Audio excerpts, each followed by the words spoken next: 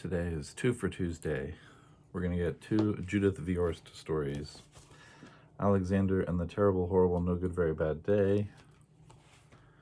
And my mama says there aren't any zombies, ghosts, vampires, creatures, demons, monsters, fiends, goblins, or other things.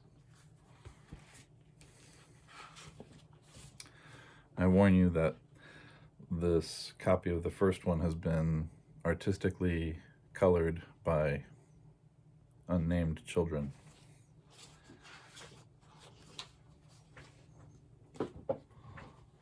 Beautiful artwork. I went to sleep with gum in my mouth, and now there's gum in my hair.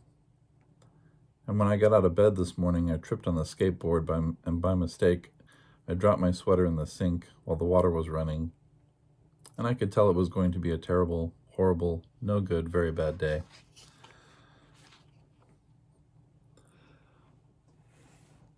At breakfast, Anthony found a Corvette Stingray car kit in his breakfast cereal box, and Nick found a junior undercover agent code ring in his breakfast cereal box.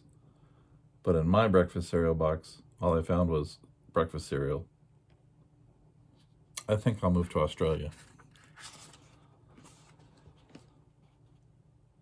In the carpool, Ms. Gibson let Becky have a seat by the window.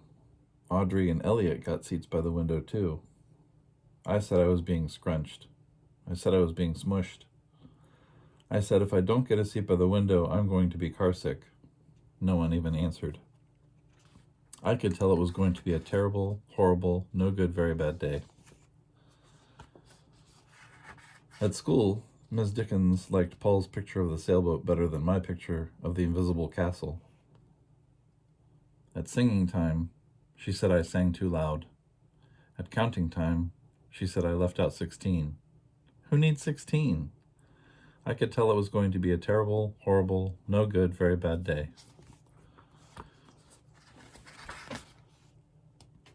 I could tell because Paul said I wasn't his best friend anymore. He said that Philip Parker was his best friend, and that Albert Moyo was his next best friend, and that I was only his third best friend. I hope you sit on a tack, I said to Paul. I hope the next time you get a double-decker strawberry ice cream cone, the ice cream part falls off the cone and lands in Australia.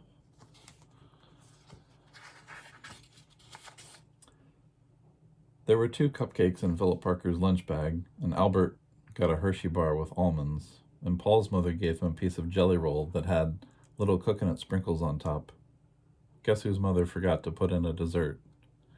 It was a terrible, horrible, no good, very bad day. That's what it was, because after school, my mom took us to the dentist, and Dr. Fields found a cavity just in me. Come back next week and I'll fix it, said Dr. Fields. Next week, I said, I'm going to Australia. On the way downstairs, the elevator door closed on my foot, and while we were waiting for my mom to go get the car, Anthony made me fall where it was muddy, and then when I started crying because of the mud, Nick said I was a crybaby. And while I was punching Nick for saying crybaby, Mom came back with the car and scolded me for being muddy and fighting. I am having a terrible, horrible, no good, very bad day, I told everybody. No one even answered.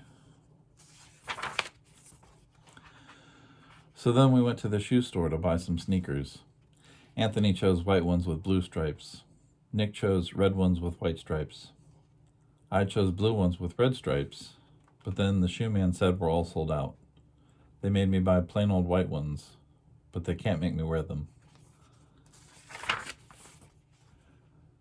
When we picked up my dad at his office, he said I couldn't play with his copy machine, but I forgot. He also said to watch out for the books on his desk, and I was careful as could be except for my elbow. He also said don't fool around with his phone, but I think I called Australia. My dad said, please don't pick up anymore. My dad said, please don't pick him up anymore. It was a terrible, horrible, no good, very bad day. There were lima beans for dinner, and I hate limas. There was kissing on TV, and I hate kissing. My bath was too hot. I got soap in my eyes. My marble went down the drain, and I had to wear my railroad train pajamas. I hate my railroad train pajamas.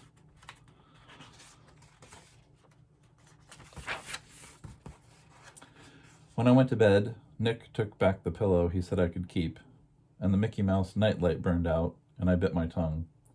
The cat wants to sleep with Anthony, not with me. It has been a terrible, horrible, no good, very bad day. My mom says some days are like that, even in Australia.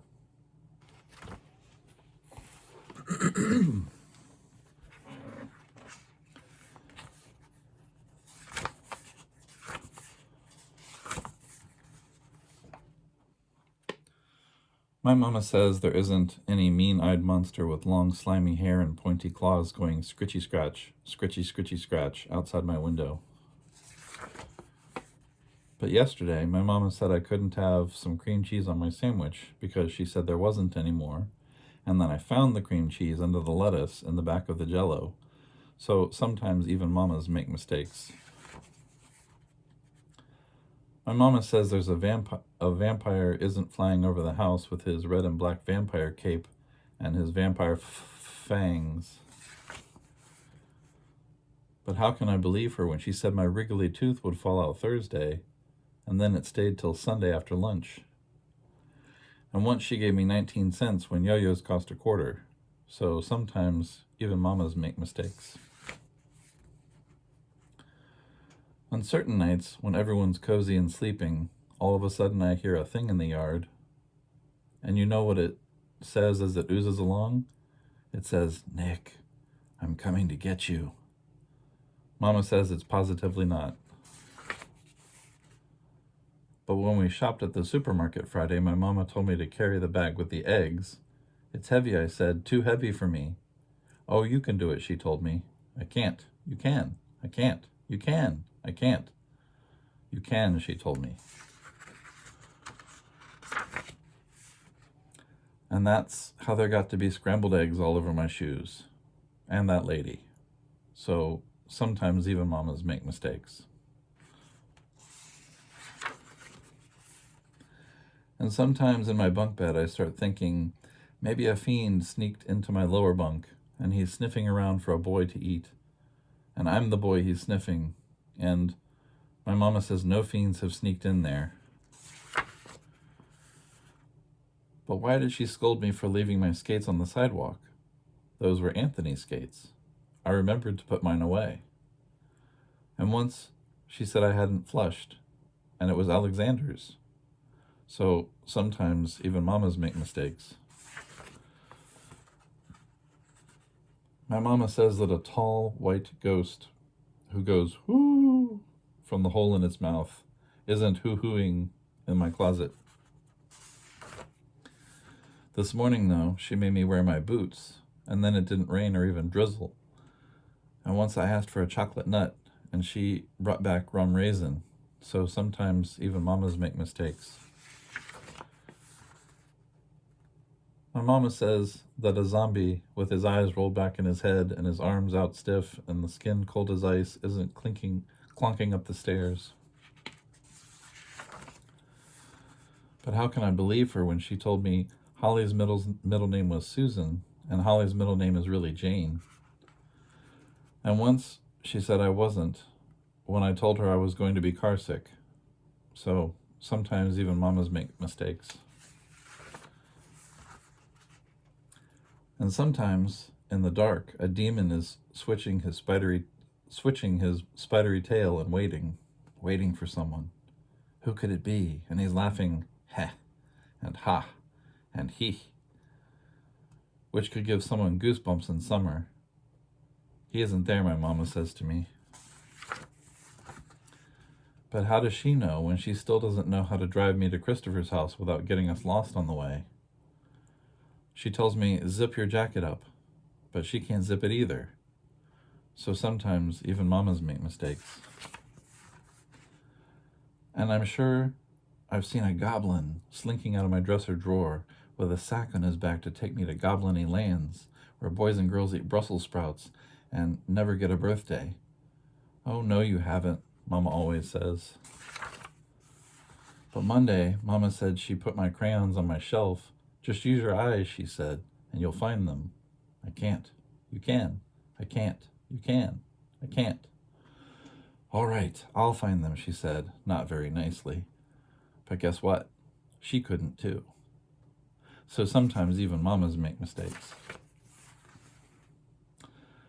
My mama says that a creature isn't reaching out his hand to pinch me or squinch me or push me or squish me or ah. Well, sometimes even mamas make mistakes. But sometimes they don't.